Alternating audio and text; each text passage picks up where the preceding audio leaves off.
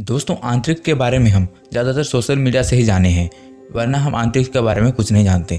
हम पृथ्वी में रहने वाले एक साधारण मनुष्य हैं, लेकिन हमें अंतरिक्ष के बारे में ज्ञान इसरो से ही मिला है, क्योंकि इसरो ने ही बड़े बड़े उपकरण को अंतरिक्ष में भेजा और वहाँ से जानकारियाँ हमें सोशल मीडिया के जरिए हमें तक पहुँची है, जिससे हम अंतरिक्ष के बारे में बहुत कम ही जानते हैं। आमतौर पर साधारण मनुष्य को बस इतना ही पता है कि अंतरिक्ष में बहुत सारे ग्रह हैं, चंद्रमा है, सूरज है, लेकिन उन्हें बहुत सारे सवालों के बारे में नहीं पता, जिन चीज़ के बारे में सिर्फ अंतरिक्ष यात्री ही जानते हैं जो अंतरिक्ष में जाते हैं। तो आइए आज हम जानेंगे उन्हीं सवालों के बारे में।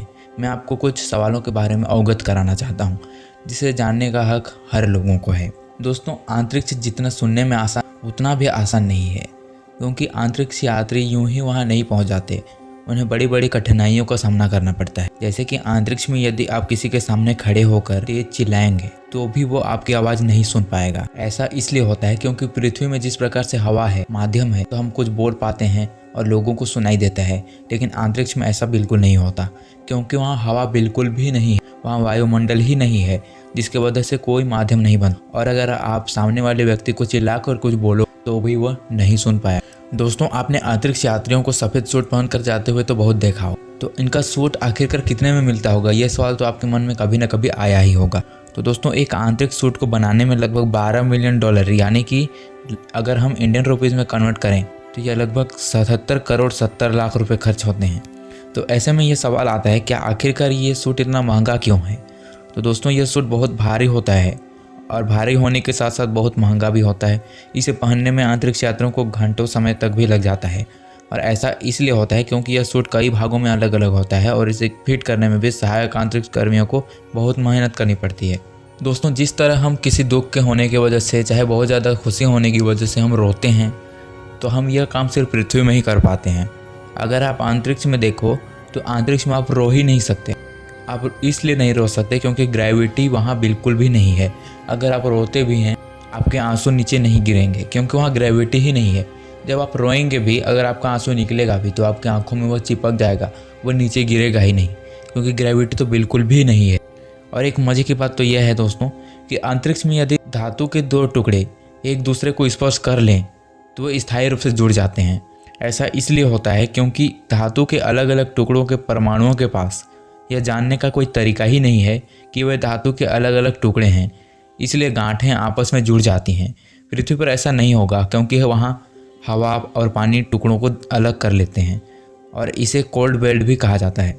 दोस्तों, जब भी हम पृथ्वी से ऊपर की ओर देखते हैं तो हमें आसमान नीला दिखाई देता है, तो हमें लगता है कि आसमान में पानी भरा होगा या फिर कुछ है जिसकी वजह से हमें नीला दिखाई देता है। लेकिन जब अंतरिक्ष यात्री आसमान के ऊपर चढ़ते हैं, यानी कि आसमान के ऊपर गति करते हैं, तो उन्हें यह काला दिखाई देता है। ऐसा किस लिए होता है? वहाँ ना तो वायुमंडल है और ना ही प्रकाश का प्रकीर्णन हो पाता है, और यही कारण है कि अंतरिक्ष यात्री को जो आसमान है वो काला दिखाई देता है। इससे यह बात स्पष्ट होती है कि नीला आसमान दिखने के लिए वायुमंडल की उपस्थिति बहुत ही ज़्यादा आवश्यक है। दोस्तों, जब भी हम पृथ्वी से सूरज को देखते हैं तो हमारे आंखों में एक बहुत ही बड़ी चमक आती है, जिसकी वजह से हम सूरज को नहीं देख पाते। लेकिन अगर हमें सूरज का रंग पूछा जाए तो हम ज़्यादातर आसानी से बोल देंगे कि उसका रंग पीला है, लेकिन वास्तव में उसका रंग सफ़ेद है। लेकिन जब एक अंतरिक्ष यात्री सूरज को देखता है आसमान से, तो उसे वह सूरज ना ही सफ़ेद ना ही पीला बल्कि काला दिखाई देता है, क्योंकि जो अंतरिक्ष है वहाँ कोई वायुमंडल नहीं है, ना ही हवा है ना ही पानी, जिसकी वजह से सूर्य का रंग भी उसे काला दिखाई देता है। दोस्तों, ऐसे में अगर बात आती है कि पृथ्वी में जिस प्रकार से हवा है उस प्रकार से अंतरिक्ष में हवा नहीं है, तो क्या होगा अगर किसी व्यक्ति को बिना सुरक्षा के अंतरिक्ष में छोड़ दिया जाए?